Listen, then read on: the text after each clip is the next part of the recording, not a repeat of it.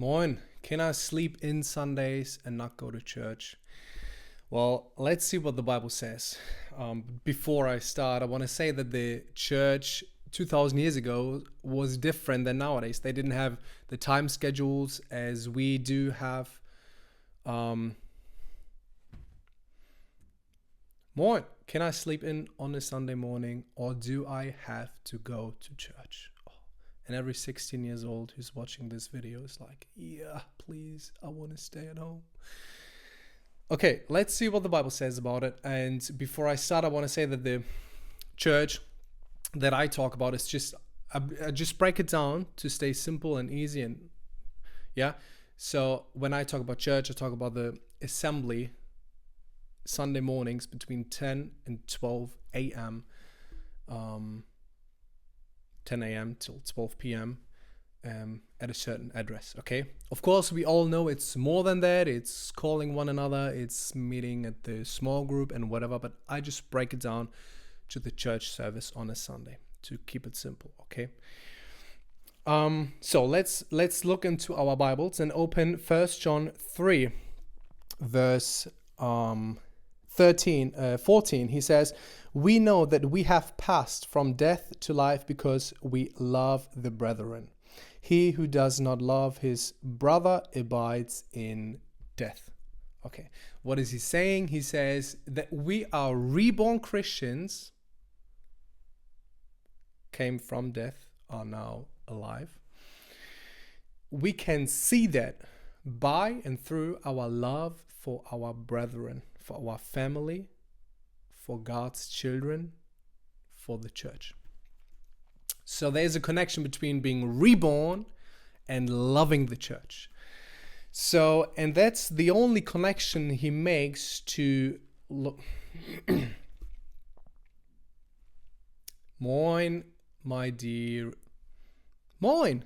Can I sleep in on a Sunday morning? And every 16 years old who's watching this video is like, yes, please let me sleep in. Well, let's see what the Bible says. And before I start, I want to say that when I talk about church now in this video, I just talk about, to break it down, make it simple and easy, about the assembly on a Sunday morning between 10 a.m. and 12 p.m., okay? But we all know, of course, it's more than that, but I just break it down to keep it simple, yeah? So we open our Bibles to 1 John 3, and there he says in verse 14, "We know that we have passed from death to life because we love the brethren.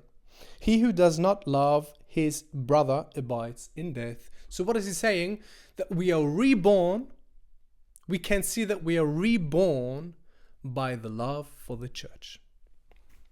Because brethren, it's an old language. Here also means sisters, which just means everyone who comes forth from my new father now, since I'm reborn. Okay. So this whole topic he breaks down to love, and because of love, because you're reborn, now filled with the Father's love, and you love him and you love your siblings, that's the reason why you go to church. That's the reason why you care for your brethren, to call it like that, okay? To care for the church. The reason is love. Because you see them and you know what God has planned for them, what he put in their hearts, what he made them, who he made them to be, that he calls them to be peaceful, joyful all the time, to walk in love and selflessness, to live a marriage which is reflecting God and is not like blaming him for something. Like you see all the good things that they are supposed to experience and to manifest in their life, and that's why you go to church. That's why you care for your brothers, for your brethren, for the church, for the body. And that's why Paul says in 1 John 14 that whenever you come together, bring something. Why? Because the reason for you to go to church now is not me, myself, and I anymore, because I want to receive something, a good sermon, watch some nice worship. The reason why we go to church is to bring something to the table, in that sense, to lift up one another, to encourage one another, to see them walking, to see the rest of my family, all my brother and all my sisters and brothers, to see them walking in who God creates them to be, to walk in. My English is not super perfect, excuse me. And in the same context, the author of Hebrews 10, in verse 24, he says, "And let us consider one another in order to stir up love and good works, not forsaking the assembling of ourselves together, as is the manner of some, but exhorting one another, and so much the more as you see the day approaching." So we can't exhort one another if we don't meet.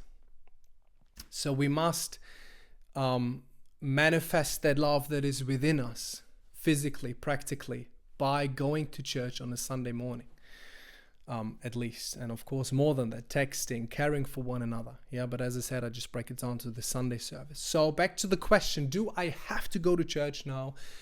Of course, in the meaning of there's no law and we die to that and we don't have to do anything. In that sense, no, you don't have to go to church, and there's no condemnation at all if you can't make it, or it's whatever.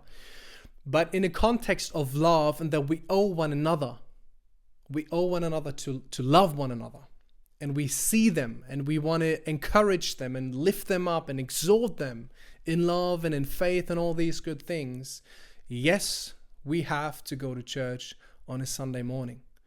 And as I said, if you didn't do that, if you thought, oh, it's okay to stay at home, to just watch a live stream or whatever, know that you're important for the body. You have your responsibility, as the right elbow has a responsibility in my body to support my body.